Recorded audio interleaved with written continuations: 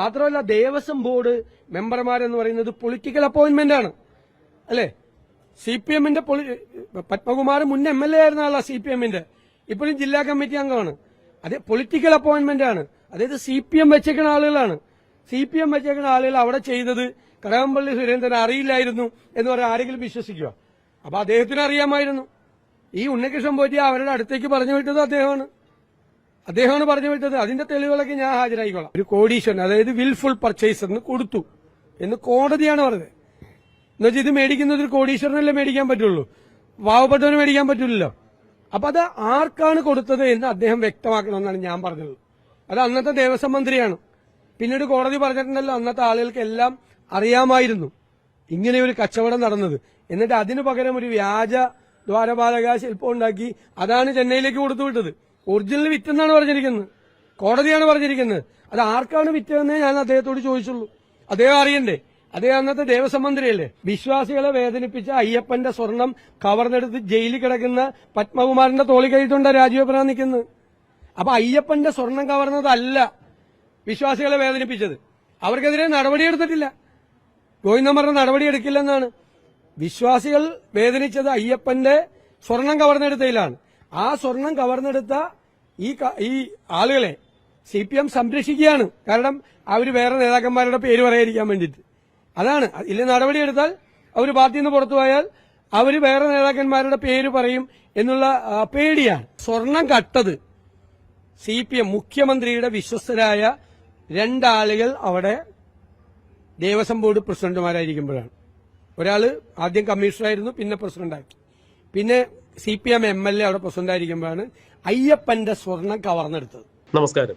ശബരിമല സ്വർണക്കൊള്ള വിവാദം CPM-നെ അടിമുടി പിടിച്ചുലയ്ക്കുമ്പോൾ ഇപ്പോൾ SIT-യുടെ പുതിയ ചില നീക്കങ്ങൾ നടക്കുന്നതാണ് CPM-നെ ഏറ്റവും കൂടുതൽ വെട്ടിലാക്കുന്നതും വിറളി പിടിപ്പിക്കുന്നതും. സ്വർണക്കൊള്ളയുമായി ബന്ധപ്പെട്ട് ഇതുവരെ അറസ്റ്റിലായിരിക്കുന്നവരെല്ലാവരും തന്നെ CPM-ന്റെ സമുന്നതരായ നേതാക്കളാണ്. CPM-ന്റെ MLA ആയിരുന്ന പത്മകുമാറിനെയാണ് ശബരിമല സ്വർണക്കൊള്ളയുമായി ബന്ധപ്പെട്ട് അവസാനം SIT അറസ്റ്റ് ചെയ്തത്. അത് 6ാമത്തെ അറസ്റ്റ് ആയിരുന്നു ശബരിമല സ്വർണക്കൊള്ള കേസിൽ. വീണ്ടും 7ാമൻ ആരായിരിക്കും എന്നുള്ള അഭ്യൂഹങ്ങൾ പരക്കുന്നതിനിടയിലാണ് ഇപ്പോൾ മുൻ തിരുവിതാംകൂർ ദേവസ്വം പ്രസിഡന്റായിരുന്ന പ്രശാന്തിനെ SIT ചോദ്യം ചെയ്യുന്നതിന് വേണ്ടി വിളിച്ചു വരുത്തിയിരിക്കുന്നത്. ഇന്നലെ പ്രശാന്തിനെ SIT ചോദ്യം ചെയ്യുന്നു. ഇന്നും ചോദ്യം ചെയ്യൽ തുടരും എന്ന് തന്നെയാണ് മനസ്സിലാക്കാൻ കഴിയുന്നത്. ഇവിടെയാണ് ഇനി ആരാണ് ഈ കേസുമായി ബന്ധപ്പെട്ട് അറസ്റ്റിലാവുക എന്നുള്ള കേരളത്തിലെ അയ്യപ്പ ഭക്തന്മാരുടെ അല്ലെങ്കിൽ ആഗോള അയ്യപ്പ ഭക്തന്മാരുടെ സംശയം നീണ്ടു പോകുന്നത്. എങ്ങനെയാണ് ഇനി ഈ കേസിന്റെ ഒരു അവസാനം ഉണ്ടാവുക എന്നുള്ള ആകാംക്ഷയിൽ തന്നെയാണ് അയ്യപ്പ ഭക്തന്മാരെല്ലാവരും. 2018-19 കാലഘട്ടത്തിൽ ശബരിമലയിൽ സ്വർണ്ണക്കൊള്ള നടക്കുമ്പോൾ ദേവസ്വം വകുപ്പ് മന്ത്രിയായിരുന്നത് കടകംപള്ളി സുരേന്ദ്രനാണ്.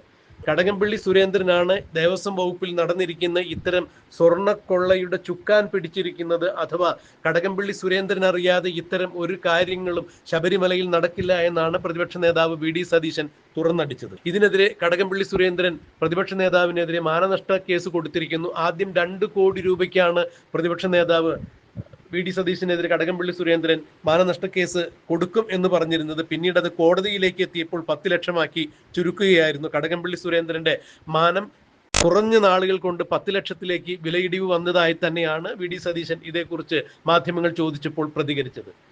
ശബരിമലയിലെ ദ്വാരപാലക ശില്പത്തിലെ സ്വർണ്ണപ്പാളി ഇളക്കിക്കൊണ്ടുപോയി പുറത്ത് വിറ്റിരിക്കുന്നത് എവിടെയാണ് എന്നുള്ളത് കൃത്യമായി അന്നത്തെ ദേവസ്വം വകുപ്പ് മന്ത്രിയായ കടകംപള്ളി സുരേന്ദ്രൻ അറിയാം എന്ന് താൻ പറഞ്ഞതിൽ നിന്നും ഇപ്പോഴും താൻ പിന്നോട്ട് പോയിട്ടില്ല. അതിൽ താൻ ഉറച്ചു നിൽക്കുന്നു. കടകംപള്ളി സുരേന്ദ്രൻ അറിയാതെ ഇത് നടക്കില്ല. ഉണ്ണികൃഷ്ണൻ പോറ്റിയെ ശബരിമലയിലേക്ക് ഈ ഒരു ദൗത്യത്തിന് വേണ്ടി പറഞ്ഞയത്തത് കടകംപള്ളി സുരേന്ദ്രൻ തന്നെയാണ് എന്നുകൂടി മാധ്യമങ്ങൾക്ക് മുന്നിൽ VD സതീശൻ തുറന്നടിക്കുന്നു. ഇതിന്റെ തെളിവുകൾ താൻ കോടതിയിൽ നൽകാൻ തയ്യാറാണ്. തന്റെ പക്കൽ ഇത്തരം തെളിവുകൾ ഉണ്ട് എന്ന് തന്നെ VD സതീശൻ തുറന്നടിക്കുമ്പോൾ തീർച്ചയായും കടകംപള്ളി സുരേന്ദ്രൻ വെട്ടിലാകുന്ന കാഴ്ചയാണ് കാണാൻ കഴിയുന്നത്. ശബരിമല സ്വർണ്ണക്കൊള്ള വിവാദവുമായി ബന്ധപ്പെട്ട് തദ്ദേശ സ്വയംഭരണ സ്ഥാപനങ്ങളിലേക്ക് വരുന്ന തെരഞ്ഞെടുപ്പ് കണക്കിലെടുത്തുകൊണ്ട് പിന്നീട് ചോദ്യങ്ങളോ അല്ലെങ്കിൽ കൂടുതൽ അന്വേഷണങ്ങളോ നടന്നില്ല എന്നുള്ളത് യാഥാർത്ഥ്യം തന്നെയാണ്. എന്നാൽ തദ്ദേശ സ്വയംഭരണ സ്ഥാപനങ്ങളിലേക്കുള്ള തെരഞ്ഞെടുപ്പ് കഴിഞ്ഞു. ഫലപ്രഖ്യാപനത്തിന് ശേഷം SIT വർദ്ധിത വീര്യത്തോടു കൂടി അന്വേഷണം നടത്തുമ്പോൾ ഇന്നലെ മറ്റൊരു അറസ്റ്റ് കൂടി ഉണ്ടായിരുന്നു. ദേവസ്വം മുൻ അഡ്മിനിസ്ട്രേറ്റീവ് ഓഫീസറായിരുന്ന ശ്രീകുമാറിനെയാണ് അറസ്റ്റ് ചെയ്തത്. അങ്ങനെ 7ാമത്തെ അറസ്റ്റ് കൂടി SIT രേഖപ്പെടുത്തുമ്പോൾ TV പ്രശാന്തിനെ ചോദ്യം ചെയ്യുന്നതിലൂടെ ഇനിയും അറസ്റ്റുകൾ തുടരും എന്ന് തന്നെയാണ് മനസ്സിലാക്കാൻ കഴിയുന്നത്.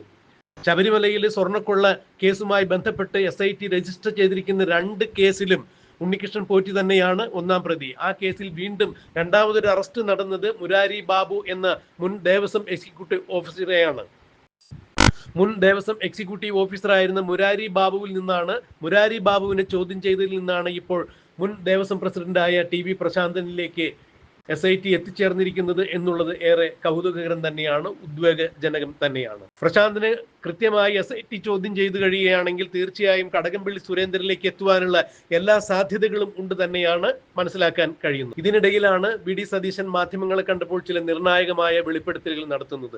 ശബരിമല സ്വർണ്ണക്കൊള്ള വിവാദം അല്ലെങ്കിൽ ശബരിമലയിൽ ഉണ്ടായിരിക്കുന്ന ഈ സ്വർണ്ണക്കൊള്ള 1-2 ദിവസത്തെ ഒരു പ്ലാനിംഗ് കൊണ്ട് നടന്നതല്ല.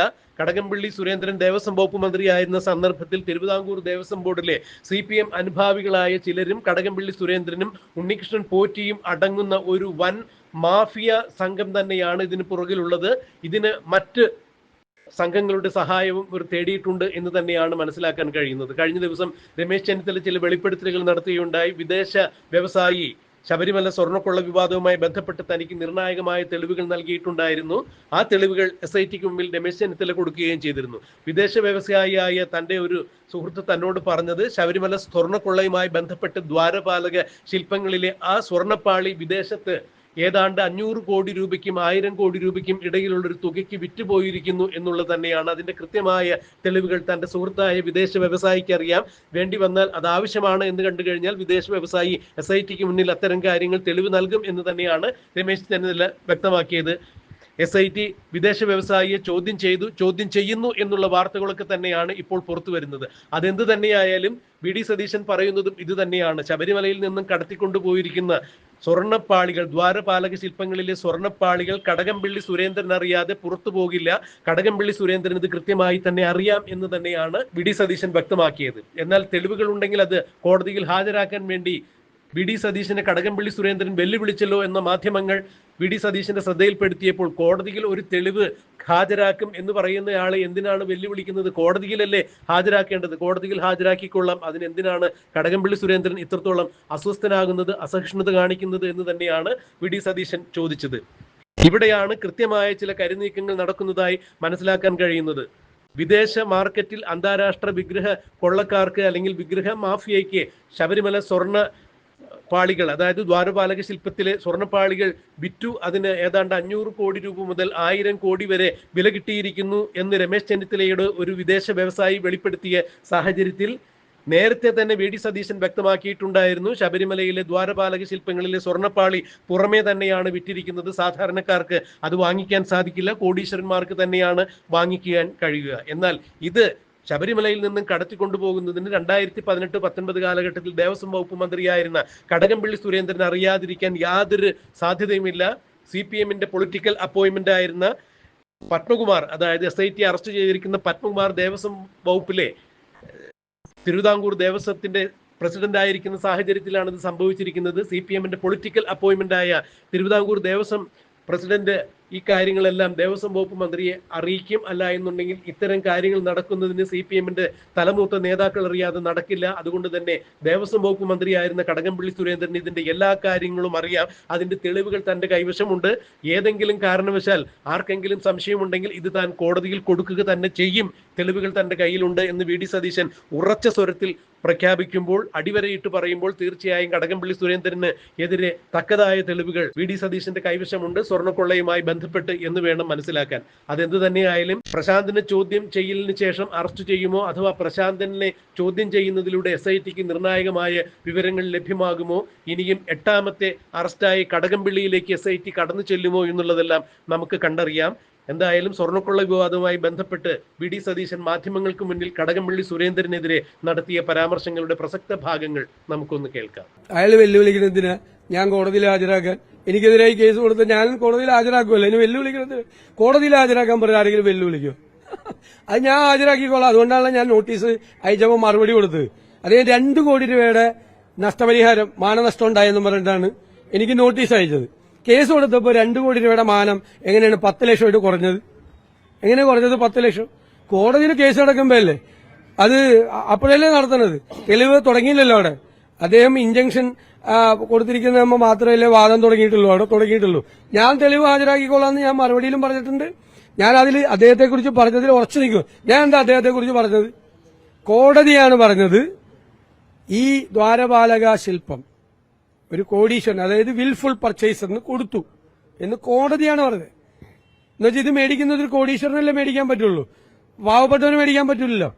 അപ്പൊ അത് ആർക്കാണ് കൊടുത്തത് എന്ന് അദ്ദേഹം വ്യക്തമാക്കണമെന്നാണ് ഞാൻ പറഞ്ഞത്. അത് അന്നത്തെ ദേവസ്വം മന്ത്രിയാണ്. പിന്നീട് കോടതി പറഞ്ഞിട്ടുണ്ടല്ലോ അന്നത്തെ ആളുകൾക്ക് എല്ലാം അറിയാമായിരുന്നു ഇങ്ങനെ ഒരു കച്ചവടം നടന്നത്. എന്നിട്ട് അതിനു പകരം ഒരു വ്യാജ ദ്വാരപാലക ശില്പം ഉണ്ടാക്കി അതാണ് ചെന്നൈയിലേക്ക് കൊടുത്തുവിട്ടത്. ഒറിജിനൽ വിറ്റെന്നാണ് പറഞ്ഞിരിക്കുന്നത്, കോടതിയാണ് പറഞ്ഞിരിക്കുന്നത്. അത് ആർക്കാണ് വിറ്റതെന്നേ ഞാൻ അദ്ദേഹത്തോട് ചോദിച്ചുള്ളൂ. അദ്ദേഹം അറിയണ്ടേ? അദ്ദേഹം അന്നത്തെ ദേവസ്വം മന്ത്രിയല്ലേ. മാത്രമല്ല ദേവസ്വം ബോർഡ് മെമ്പർമാരെന്ന് പറയുന്നത് പൊളിറ്റിക്കൽ അപ്പോയിന്റ്മെന്റ് ആണ്, അല്ലേ? CPM-ന്റെ പത്മകുമാർ മുൻ MLA ആയിരുന്ന ആളാ CPM-ന്റെ, ഇപ്പോഴും ജില്ലാ കമ്മിറ്റി അംഗമാണ്. അത് പൊളിറ്റിക്കൽ അപ്പോയിന്റ്മെന്റ് ആണ്. അതായത് CPM വെച്ചേക്കുന്ന ആളുകളാണ്. CPM വെച്ചേക്കുന്ന ആളുകൾ അവിടെ ചെയ്തത് കടകംപള്ളി സുരേന്ദ്രൻ അറിയില്ലായിരുന്നു എന്ന് പറയാൻ ആരെങ്കിലും വിശ്വസിക്കുക? അപ്പൊ അദ്ദേഹത്തിന് അറിയാമായിരുന്നു. ഈ ഉണ്ണികൃഷ്ണൻ പോറ്റി അവരുടെ അടുത്തേക്ക് പറഞ്ഞു വിട്ടത് അദ്ദേഹമാണ് പറഞ്ഞു വിട്ടത്. അതിന്റെ തെളിവുകളൊക്കെ ഞാൻ ഹാജരായിക്കോളാം.